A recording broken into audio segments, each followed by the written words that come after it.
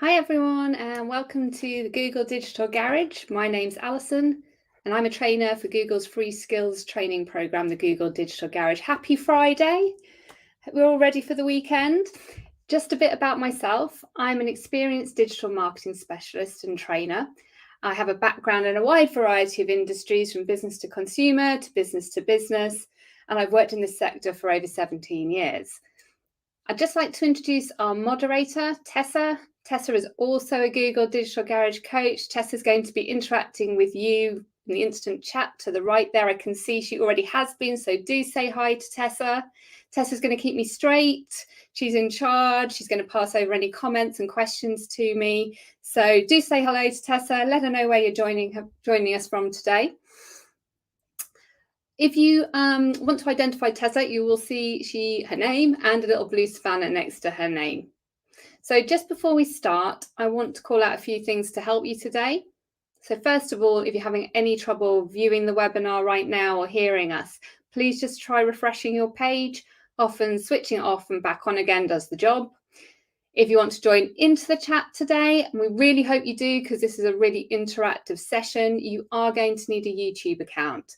You can set one up very quickly by clicking in the box on the right there. It's just take a minute or two. If you go away and do that right now, if you don't have a YouTube account, you'll be ready in time to join us when we get started. I'm going to pause through the session to answer any questions from the chat box. So please pop them in there. And if I don't see them right away, Tessa will be passing them over to me so I can answer them in the question break. I just want to let you know that today's session is just one of many offerings from the Google Digital Garage. We've got a wide variety of courses and webinars available. If you want to check out our schedule of up and coming webinar training, you can see the information on this in the description below. That will link you through to our website, and you can book on all sorts of other webinars, from digital marketing to help with CVs, keeping your family safe online. So do check them out if you haven't already. Okay, that's housekeeping done. Let's get started on finding your balance with technology. So there's 4 key areas of today's session. Firstly, we're going to look at what is digital well-being? What do we mean by that? Then what does balance mean for you? We're then going to look at some tips and tools that are going to help you achieve a better balance with technology, because there's lots of tools out there that can help you with this. And then finally, how do you then apply those tips and tools to form healthy habits in your everyday life? So what is digital well-being? What do we mean by that? It's important we understand what it is, and we can create a clear foundation for it so we can then take steps to achieve it. So let's just read out the definition. Digital well-being is a state of being comfortable and content with how technology fits into your life. And it's different for everyone. It's the result of feeling aware and in control of your technology use. So why is it important to us at Google? So Google says we're committed to building technology that's truly helpful for everyone. And as tech becomes increasingly woven into our day-to-day lives, making sure it's improving life instead of distracting from it, it's more important than ever. Our goal is to provide our users with helpful tools and knowledge to help create healthy tech habits. So that's why we've created today's short program.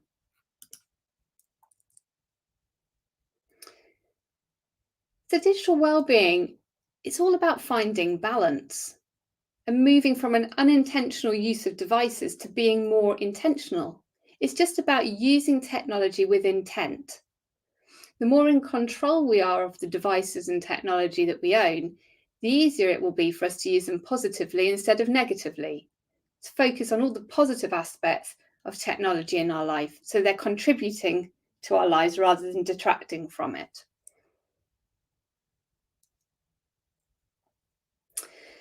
So I just want you to have a think, and this is where I really want you to join in the chat, pop your answers in there, to have a think about what balance means for you. So how do you use your devices? What impact does it have on you and the people around you? So we want to just start to understand, what does balance mean for you? Because balance is one of the main goals of digital well-being. How can we make the most of the technology we have all around us without being taken over by it? Because there is more and more and more technology in our everyday lives. I'm sure most of you here, not all of you, have a smartphone, maybe a laptop, maybe a computer, maybe a tablet, maybe a smart device, maybe a fitness tracker. Think about all the technology that you're surrounded with every day, and think about, what does balance mean for you?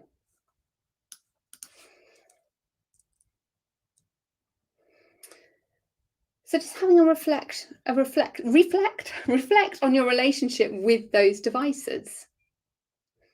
Write down your thoughts when we go, if you want to. Pop it in the chat, even better.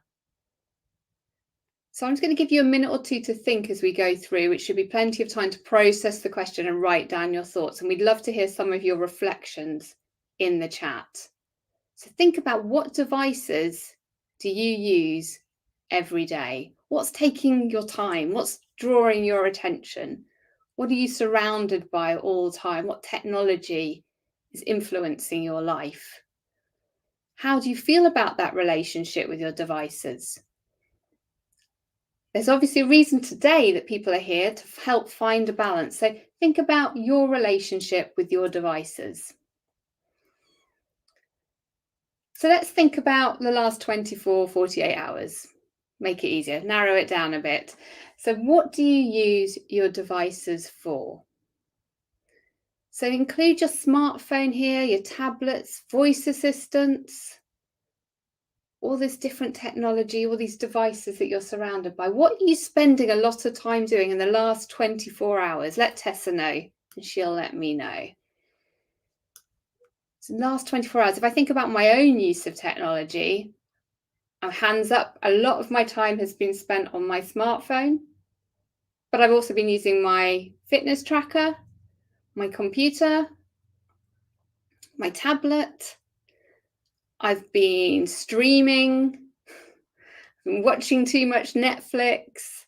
I've been WhatsApping, social media, probably too much time spent watching videos I don't need to on TikTok.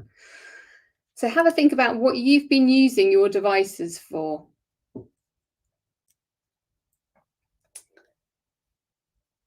And then when you think about what you've been using your devices for, oh, and I can see Antonio is saying you've been using your phone and your laptop. Me too. Me too. Too much probably, but yeah, they're the devices that I've predominantly been using. What do you think? When does technology add the most value to your life? What makes you feel positive about your technology use? Something positive, something that's going to make you feel good, make you feel healthy, maybe social, maybe inspired. So maybe for me, this fitness tracker, it's a really positive use of technology for me. I'm having one of those competitions, one of those challenges to see which one of my group of friends and family can walk the most steps in a week. And sadly, due to my increased use of a computer, I'm not winning this week. But it's getting me moving. It's getting me thinking about getting active, getting out there, rather than thinking, oh, I won't bother going on that walk. Actually, I'm going to get out on the walk. It's a really positive contribution, making a positive contribution to my life. Another positive way technology is added to my life is being able to talk to my family on the other side of the world. I've got family over in America. I can pick up my phone and talk as if we're in the same room. Really positive, adding value to my life. Let's just have a look at some of the contributions coming in. Leslie Jane, you're spending more time on your phone. You use it for online classes. Well, that's a positive use. Education, learning, using technology to learn. And is it EK? Sorry if I pronounce your name incorrectly. You use your computer, laptop, and phone. Okay. So most of us are spending quite a bit of time on our phone. What about positive things? What about positive things? Antonio, Ike, you've mentioned you're on your phone and laptop. What positive value is this adding to your life using those devices? So for me, I've mentioned my fitness tracker, I've mentioned communication. Think about the positive things about technology. Do they have anything in common? The time of day you use devices, the places you do the activity, the apps you use. Are there any apps you use that are positive, making you feel good, healthy, social? One of the most important things about positive behavior with technology, and what they usually have in common, is that they're purposeful and intentional. So I'm intending to talk to my family and communicate with them. I'm intending to get fit, trying my very hardest with the aid of a fitness tracker. So just share some of those positive things that you get from using your devices. Before we move on to when it feels a bit negative. So when does technology add the least value to your life? Something negative might make you feel anxious, make you feel alone. It might make you feel lazy. So, for example, notifications. You may be reading something, you may be studying, and pesky notifications are interrupting you and distracting you. Anyone, hands up, mindlessly scrolling through social media? Just sitting, scrolling. There's no intention there, is there? It's a distraction. We're sort of sucked into this mindless scrolling activity. About long sessions of little games online on your phone that are distracting you. So think about anything where technology is not adding value to your life. It's not a bad thing, it's just not necessarily adding value. Have a look. Hi, Valeria. You use your positives communication. Absolutely. Technology is fantastic for being able to communicate with people, keeping us connected. But do share some of those things that are adding least value so we can get an idea of what's good, what's not so great. So we can start understanding this balance. So just to go into a little bit more about positive, good value. Technology adds the most value when it's used for staying connected. We've just mentioned that. Messaging, video calls, self-improvement, fitness tools like my tracker, but books, music, education, mindfulness. Anybody use a mindfulness app? Gaining knowledge, again, educational, reading the news, magazines, keeping up to date with sports.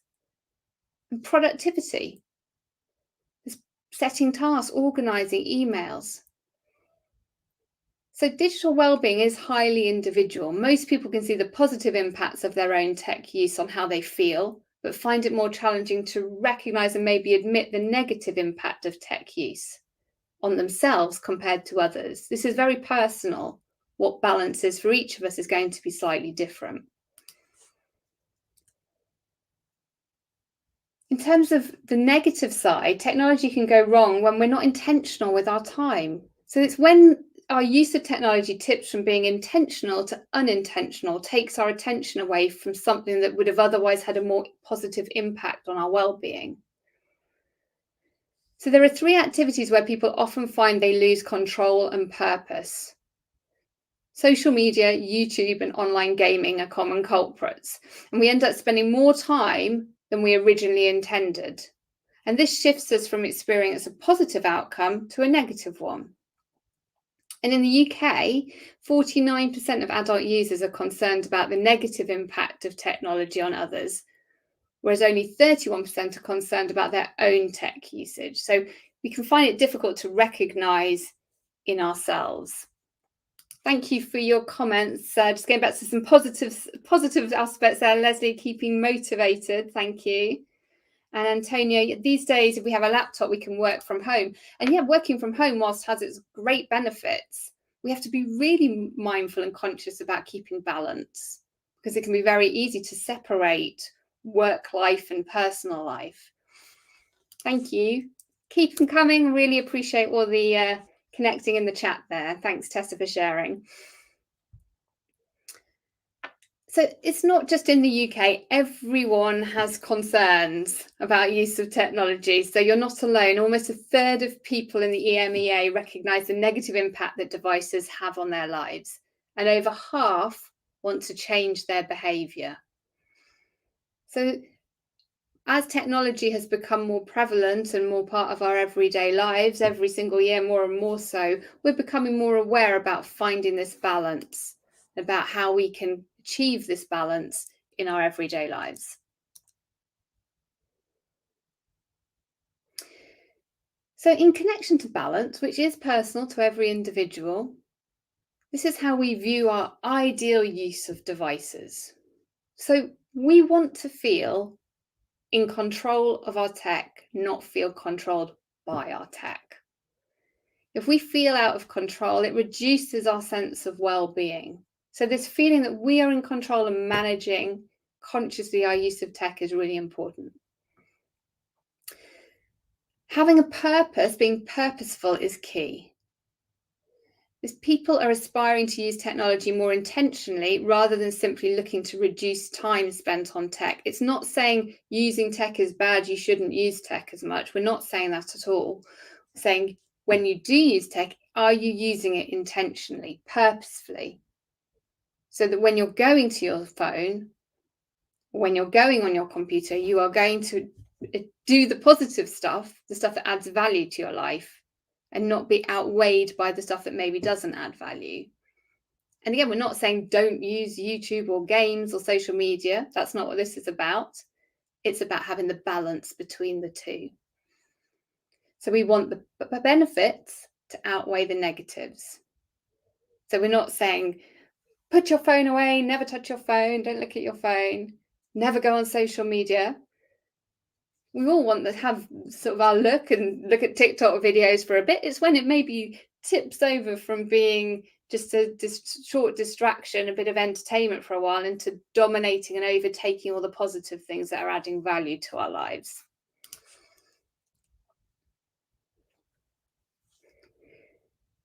So with the ideas of balance and this ideal use of technology in mind, what does better balance look like for you? So how can you become more in control, more purposeful, and make sure that your devices have a net positive impact on your life? So hopefully, either in the chat or on a piece of paper, or you've just been thinking about the things that add value, you can start setting an intention by writing down a goal that's going to help you achieve balance.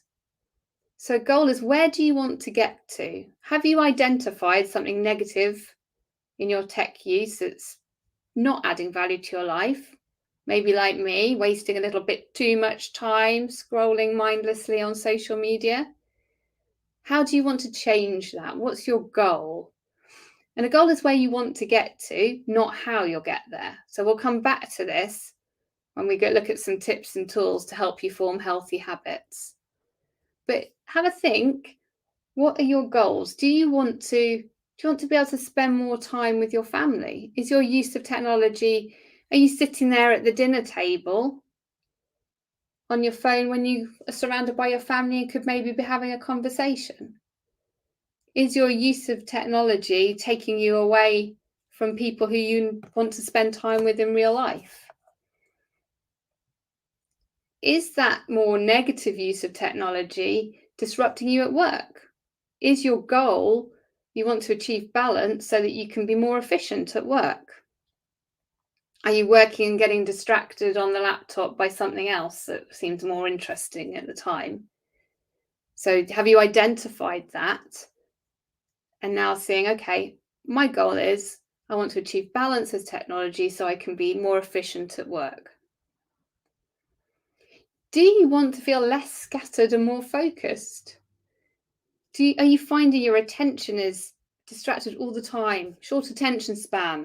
Is there something shiny over there? There's something shiny over there. I'm looking at this app. I'm looking at that app. This is notifying me. I want to feel more focused. Is that your goal?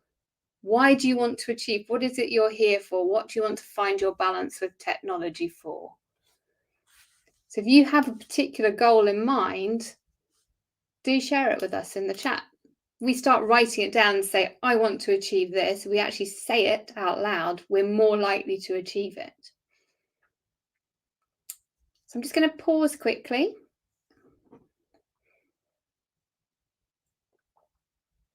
Quick sip of water.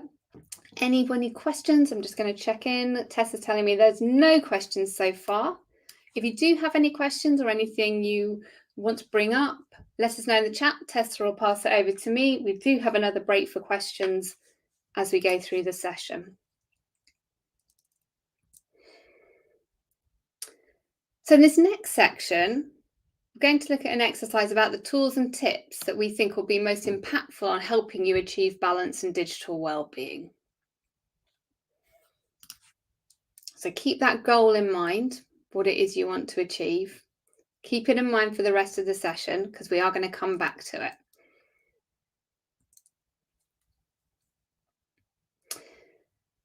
So our brains are memory optimizing machines. We're designed, we're wired, and our brains are wired to save as much time and as much effort as possible. So what our brains often do are use established patterns instead of forging new ones. It's more efficient for our brains to do this. So have you ever, I think about this often when I'm driving, have you ever driven somewhere and then you just think, oh, I don't even really know how I drove from A to B. I set off from home, I've arrived there, I didn't really think about it. Very often when something happens, our brain goes into autopilot. We click into an old pattern that we know well and a behaviour emerges. So we often hear people go, I just did it on autopilot. We didn't even have to think about what we were doing because it's something we've done so often that we're just in this pattern, this autopilot. This is called heuristic thinking, and it allows us to problem solve and make judgments very quickly and efficiently. And these are rule of thumb strategies that shorten our decision-making time and allow us to function without constantly stopping to think about the course of action. Life would be very clunky and everything would take a very long time if every time I made a cup of tea, I had to think, what do I do? Oh yes, I get the kettle and I fill it with water and I put it back on and I switch it on. And if every time we did something, we were consciously thinking about every step, it wouldn't be very efficient. So we do have this hard wiring to go into this autopilot. It's the same when you use a website. We know if we see a picture of a house on a website, if we click on it, we'll be taken to a home page because we've got used to that behavior. We know if there's an underlined text that it's a hyperlink, it's a link to another website page. In reality, it's a picture of a house or it's some words that are underlined, but this heuristic thinking, we recognize these things as being links and home pages. Of course, it comes down to activities such as absent-mindedly buttering a piece of toast, making a cup of tea, selecting a pair of socks for the day, brushing your teeth. These are all activities we do without even thinking about it. And this kind of thinking is called cognitive laziness. And it means the brain makes a decision requiring the least amount of effort. And as I said before, in many instances, this is a really good thing in our day-to-day lives because it allows us to be more efficient and solve problems faster. However, there are some instances where these shortcuts become bad habits. And this applies to our use of devices, particularly when we pick up one of these. So when you pick up your phone, you will often absent-mindedly click into a pattern of behavior. You might just unlock the phone, straight to social media, scroll. You're not really thinking about what you're doing. Or there's this feeling that I need to be on my phone, or my phone's there. I need to pick it up. I need to log in. I need to look at something. And before you know it, an hour's passed and you've watched many funny cat videos, if you're me. So what we're going to look at is some tips for breaking these patterns. So these are the categories that we're going to look at. And each one contains 3 tips and tools for achieving balance. So we're going to look at how to create good routines, how we can be more in control, how we can make space for some screen-free time, and then how we can be more focused at work. Thank you, Valeria, for sharing your goal. You want to achieve with technology, you want more audience, so do you want more connection with people? And Leslie, sometimes tech is a distraction. Yes, for all of us, you're not alone. So how do we create good routines? The first place to start is understanding how you use technology and how it fits for you. We found what we described as 2 cycles that drive this feeling of always needing to be on. One is the habit cycle, and the other is the social obligation cycle. So the habit cycle, the one I was alluding to before, is usually triggered by boredom. So when you get bored on your lunch break, you go to your smartphone in the hope of finding something to entertain you, to fill the gap. And sometimes it works, sometimes it doesn't, but it gradually forms a habit to the point where you're just using the phone mindlessly as it's your go-to. Bored, phone, entertainment.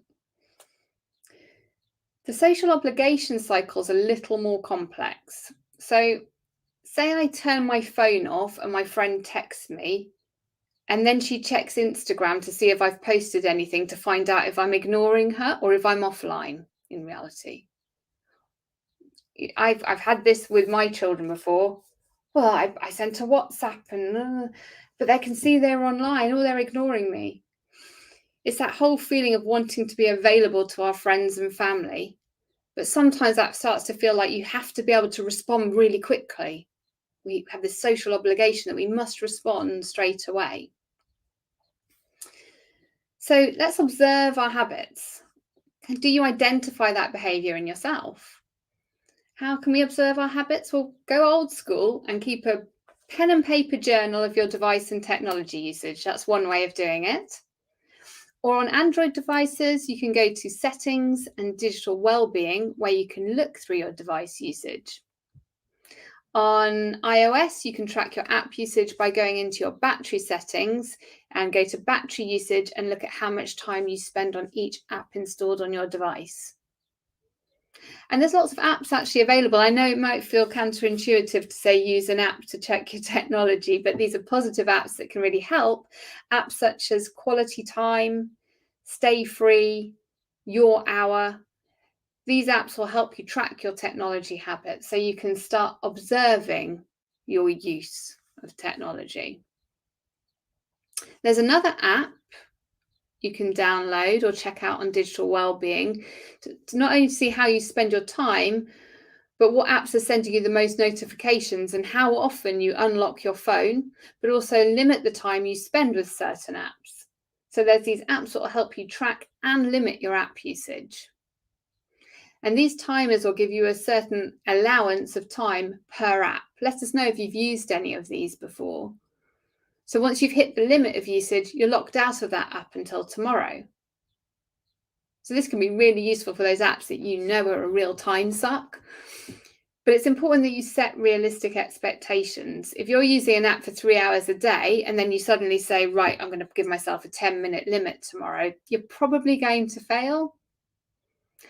So just be realistic about what you can achieve. Start reducing it little by little. Our iOS device settings can also limit your app usage by setting daily limits. And then do some spring cleaning. So take a look through your phone. Turn off the notifications that aren't useful to you. There's one that keeps coming up on my phone. I'm guilty of this myself. In fact, after this session, I'm going to go into my settings and stop notifications. It's a new app I put on and I hadn't said I don't want notifications. They keep popping up. So consciously go and do some spring cleaning. Delete the apps you don't want. Are there apps on your phone that you don't look at, you don't want? They may be a distraction. Set up your home screen with the apps that you want to spend your time and energy on. Put your positive stuff on your home screen of your phone. easily accessible. If you've decided this year you want to read more, or maybe you want to learn a language, put those apps on your home screen. So when you do pick up your phone, in that habit, that boredom cycle, the apps you first see are the ones that are going to be positive influences on your life. Maybe the language learning, or maybe a book that you want to read, maybe a course that you're studying. Leave your home screen either for these positive apps or for tools. Essentially what we're saying is remove the distractions from your home screen, because that will make it easier for you to stay focused on the task at hand. Use folders on your phone if you don't already. Rather than having lots of individual apps, organize them. Having screens and screens and screens full of apps can be a distraction in itself. Going through your phone, looking for something, and you see something else. Oh, what's that? I'll go and have a look at that app. Oh, I'd forgotten about that. So trying to cut down on the number of pages of apps and putting specific apps that frequently distract you in a folder on its own on the second page. So just organizing the way your phone is set up in itself can help us achieve a bit more balance.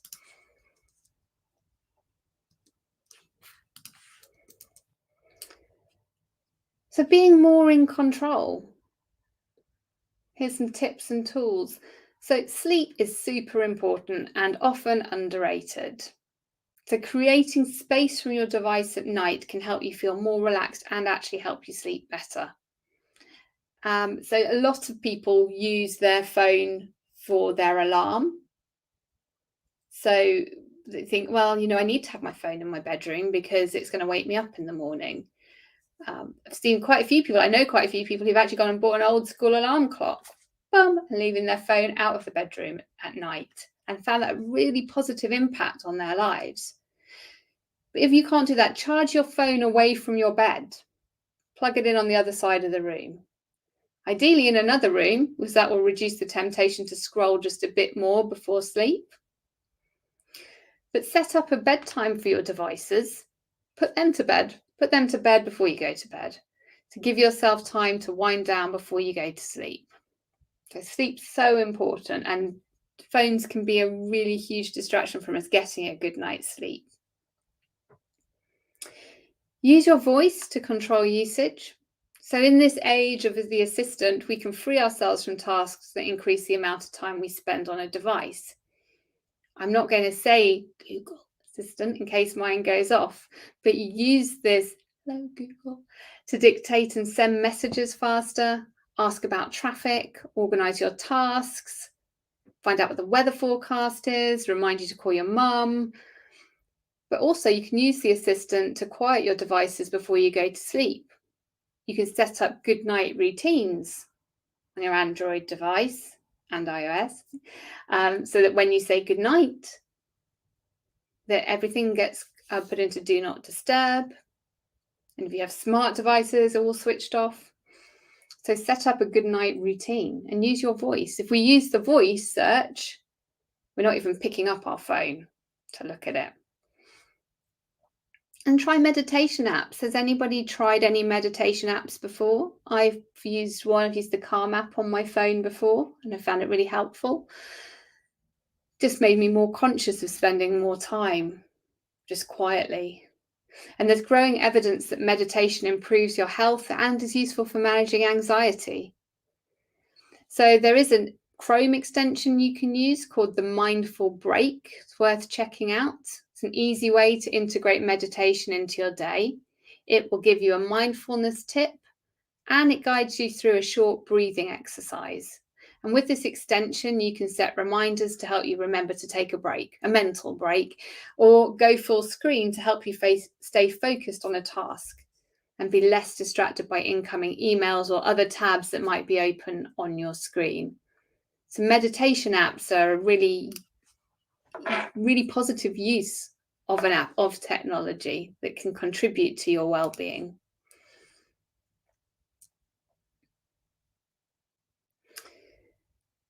So make space for tech-free time. We're not saying don't use tech, but this idea of being present with others and minimizing your device use when you're with other people. It's really important. One of the best gifts we can give to each other are our full attention. We all know the difference between someone who's really listening to you and someone who's half thinking about something else. And one of my pet hates is if I'm talking to one of my family members and they're going, yeah, yeah, Alison, yeah. And I know they're not listening to me. They can't be fully listening to me if their attention is half on their phone. So if you want to have great conversations, put your phone away or turn it over if it's something like a Pixel, which will go into Do Not Disturb, so that only really important calls come through. In our house, there's no phones at the dinner table. I'm quite strict about that. It's like, no phones. This is where we have conversation. If we do talk about something, which you do, I saw this on my phone, or you want to share something, I'll turn my phone over on the table and everyone can see my screen, so they know they still have my full attention. There's none of the phone. It's about respecting each other and giving us full attention to each other. Give each other the gift of joy of missing out. JOMO. We've probably heard of FOMO. We're talking about JOMO here, the joy of missing out. So with more people focusing more and more and taking more time to wind down, our responses might not always be lightning fast. We might just step back a bit. Be more thoughtful about how you choose to communicate with others. It's okay not to respond right away. Let other people take time to respond to you. And if you need a quick response, make a conscious decision that this should interrupt and call them instead of email or text. If you need to speak to someone right now and you need their attention, give them a ring. It's okay not to be present at all times.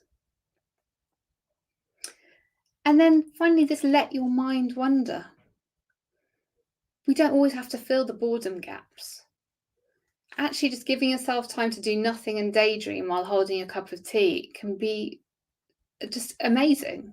I go for a walk. I spend a lot of time on technology, I'm sure you can imagine. And between my sessions, I'll go for a walk.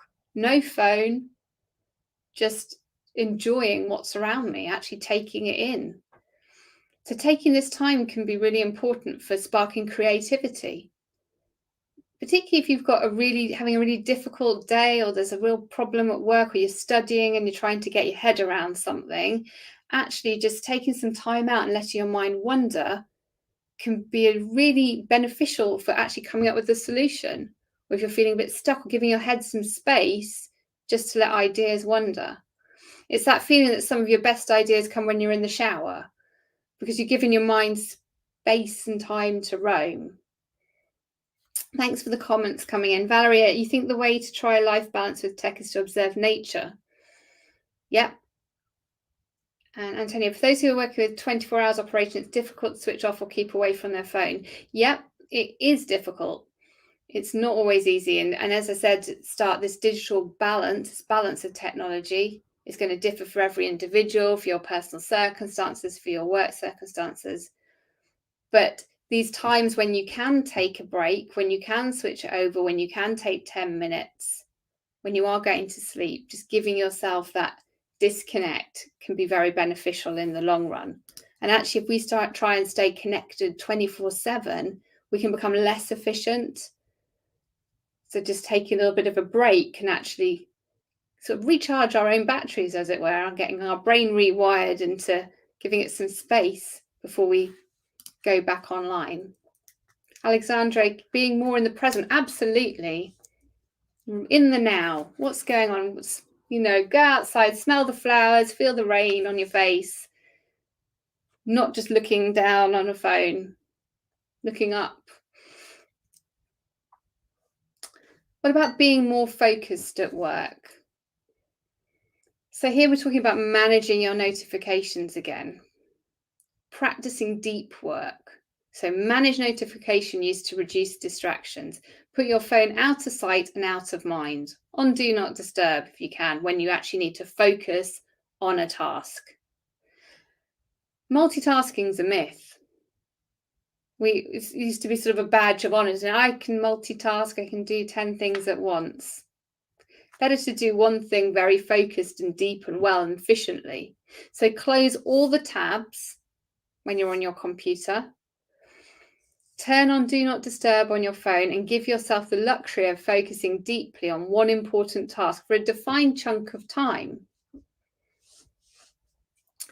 So I'm at my best in the morning. So I pick my most important task, my largest bit of work to work on for the first hour of the day before I start looking through all my inbox and everything else, especially if I'm working on a big project. So, right, I'm going to focus on this. Everything else can wait.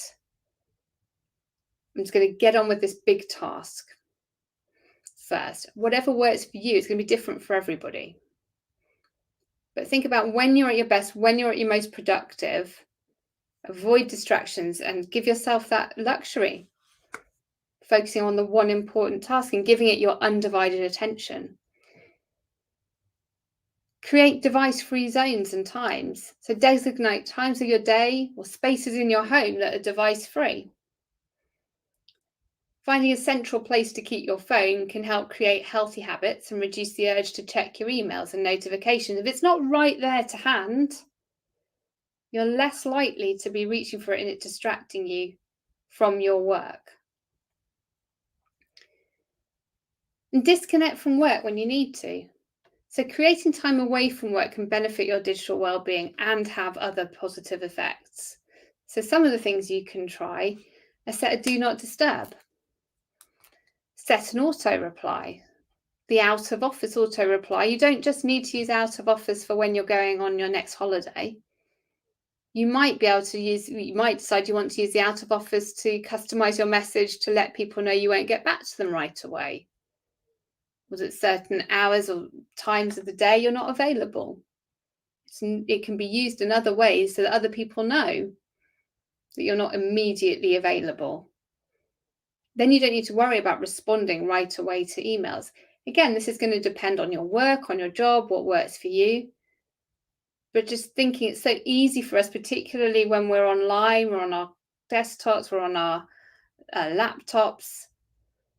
It's very easy for us to be working on a task and, and this email's come in and now I'm really distracted on this email about this. Oh, there's an event going on. Oh, let's find out about that. And we're off over here and over there. And before we know it, we've completely lost focus on what we were meant to be working on.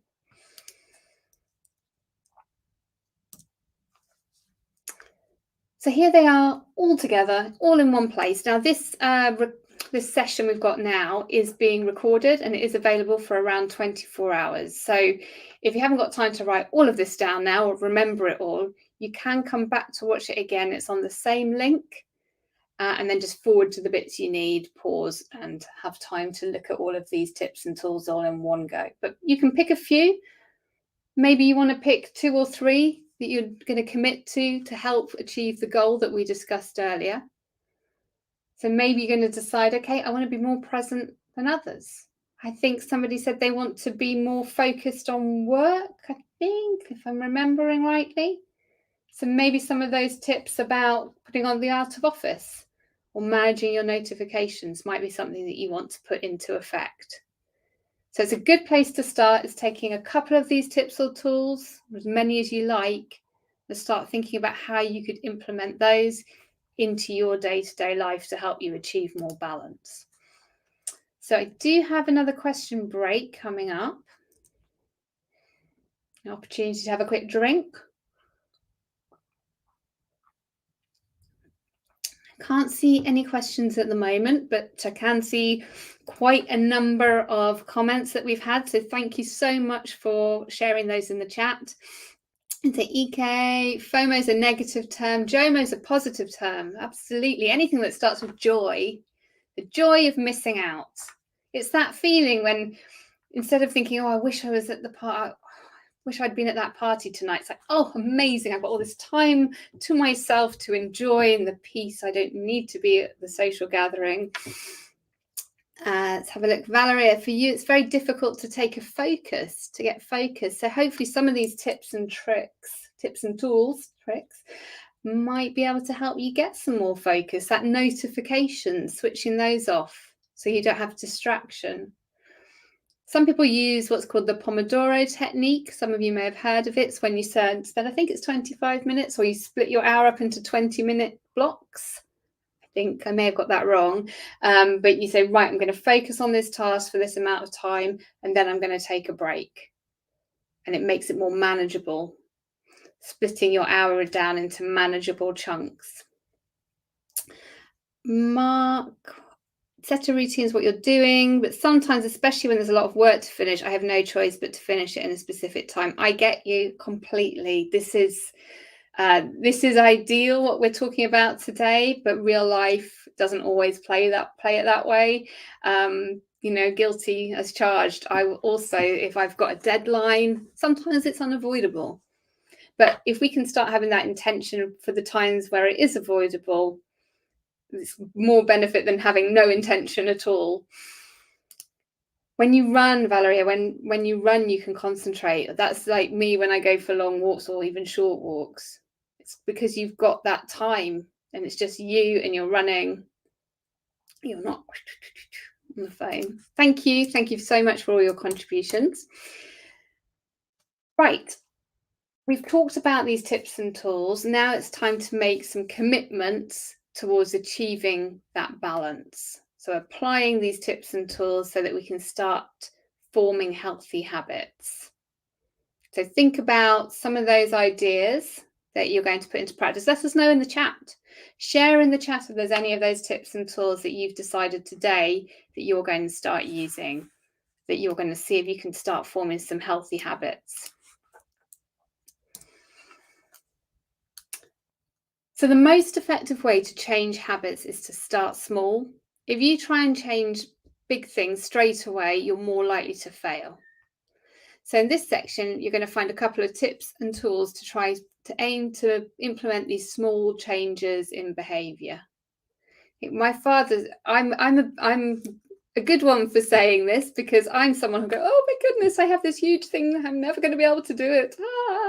My father always used to say to me, Alison, you can only eat an elephant in bite-sized chunks, meaning there's this huge task in front of you, but you need to take it a little bit at a time.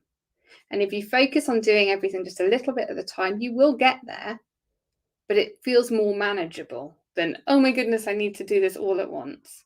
So we're going to talk about starting small.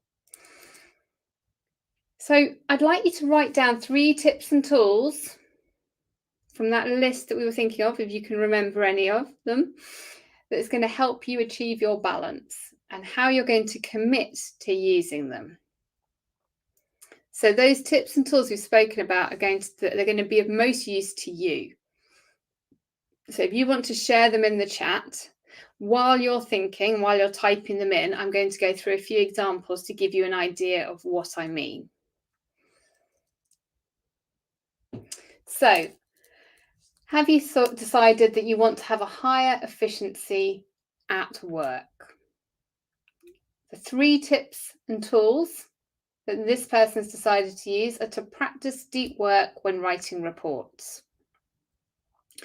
to use the do not disturb to be more focused during work, and to disconnect when needed from certain apps.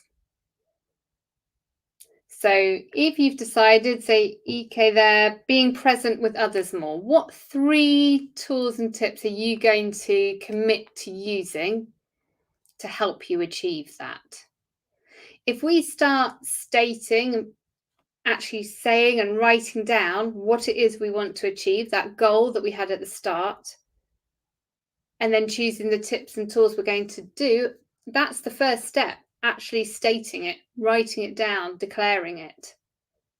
Because we're making a positive statement about actions we're going to take. Is your goal to spend more time with your family? If that's your goal, maybe you might have chosen to be more present with others during family meal times. It's one of the choices that we made as a family. To not have any devices at the meal table. Intention number 1. Maybe on your next family holiday, you're not going to have your devices around. Give the gift of JOMO. Maybe you're going to implement screen-free meals to connect with the family.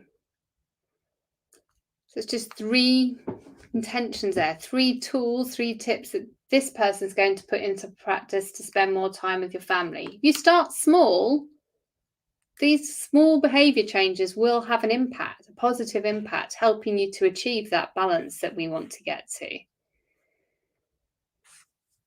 So Valeria, about observing your habits, you think that's very important? Absolutely. So we need to be aware of what we're doing now so that we can understand what changes we want to make. If we're not aware of what our behavior is, how can we make those positive changes? So absolutely observe your habits, have a look at the apps you are spending a lot of time on, write them down on a piece of paper. Whatever works for you, we've all got different preferences. I mean, I am all about the digital and technology, but I still like to have my piece of paper and a pen for certain things. So what works for you? Observe what your behavior currently is so you can then make these positive changes. So share one of your one commitment, publicly make a commitment to each other. We may only be here for an hour together today, but we're still in this space all wanting to achieve the same, well, we all got the same intention to find this balance. So put a commitment into the chat. We'd really like to hear what positive steps you're going to take, what positive actions. And Tessa will be able to share them with me. Thank you, Antonio. Antonio says, I'm going to delete the unwanted apps from my phone. Good plan. Me too. I'm going to stop the notifications that I don't need coming through straight after this session. And that's a great plan. Unwanted apps cluttering up. Not only are they cluttering out your phone, but they're taking away your attention. There may be apps that you used to use or that did add value that you're not using anymore. We often sort of keep adding apps and adding and adding and adding and adding without taking away. So having that spring clean, going through and saying, actually, I haven't looked at that one for over a year. Delete it. Tessa. Thanks, Tessa. You're going to charge your phone away from your bed. Plan. Good plan. That blue light just before sleep. No good. I've got my devices go on do not disturb automatically at 10:30. So I don't get any texts or notifications right before bed.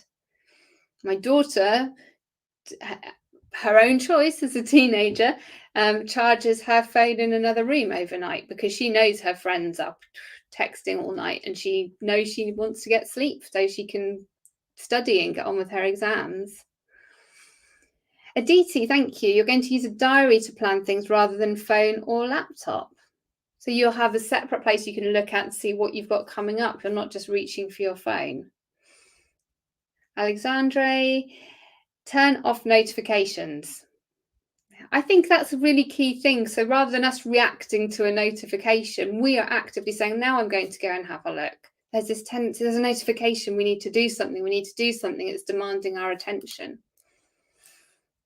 Thank you. So we're coming towards the end of the session.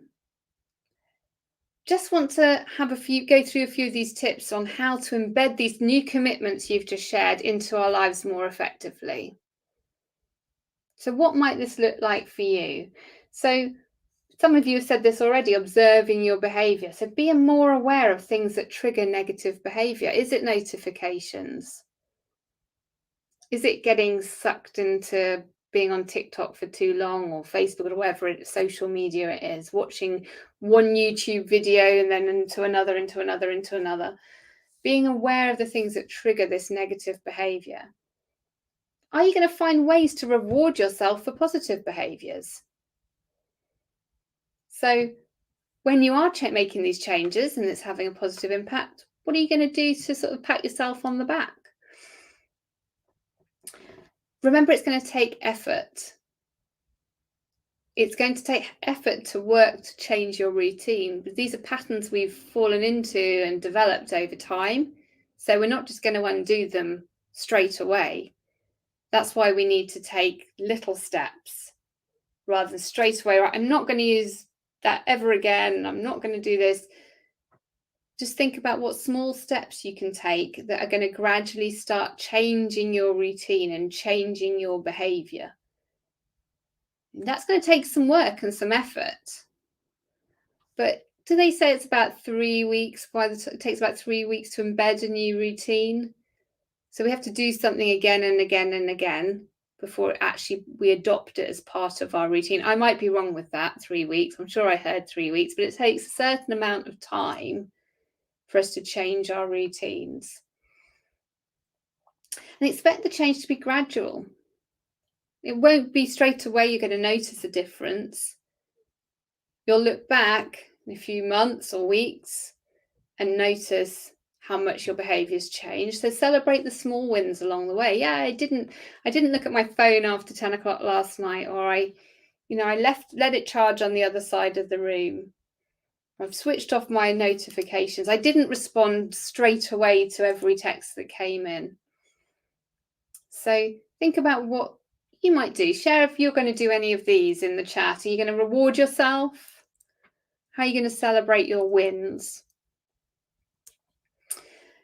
So today, I hope you found the session helpful. We've covered what is digital well-being. We looked at your usage, the positive usage of technology and devices versus the more negative usage, so that to understand what balance means for you. And as I said earlier, it's a really individual thing. It's going to be different for everybody. We looked through some tips and tools for achieving balance, things that you can put into practice in your everyday life to help you get that positive balance using technology, and then how to apply them so that ultimately in time you will form healthy habits that just become part of your everyday life. The way you use this technology will change. I'm just final check-in to see if there are any questions. I don't think there are. No questions, Tessa says. That's absolutely fine. It's pretty much more of an interactive session. I've been taking through your feedback as we go through, and I really appreciate that, all your contributions. Thank you. So what are your next steps? Quite a few of you already shared what you're going to do to help you achieve balance in technology. If you want to do more learning with the Google Digital Garage, please go to our website where you'll find all sorts of courses. Keep Your Family Safe Online is a great session to attend if you want to find out a bit more about if you've got children, if you're caring for people and you want to understand how you can manage uses of devices and use them safely. That's a useful session. If you want to find out about digital marketing, we've got lots of sessions on creating digital marketing strategy, writing for social media, using digital advertising. We've also got sessions on careers, such as writing a CV and cover letter, and career goals. So do check out our website where you'll find all our future webinars. Thank you so much for all your input. Really appreciate you taking part in the chat. I hope you found that a useful dive into finding balance of technology and just understanding your own usage of technology. There are a few ways you can continue learning in addition to the future webinars. There are courses available on the Google Digital Garage website 24/7, online training courses, so do check them out. There will be different topics available coming up on webinars, and we do update the schedule regularly. We really appreciate your feedback. There's a feedback form here, goo.gle/digital garage feedback. If you can let us know how you found today's session, we really do appreciate that. And also, if you want to share with people your intentions on social media on how you're going to find balance with technology, why not let everybody know you joined the session today with the hashtag Digital Garage. Thanks so much to Tessa as well for being a fabulous moderator and keeping me in check with the times and letting me know everybody's comments. Much appreciated. I hope you all have a wonderful rest of the day and a great weekend, and hope to see you at another Google Digital Garage webinar again soon. Thank you very much.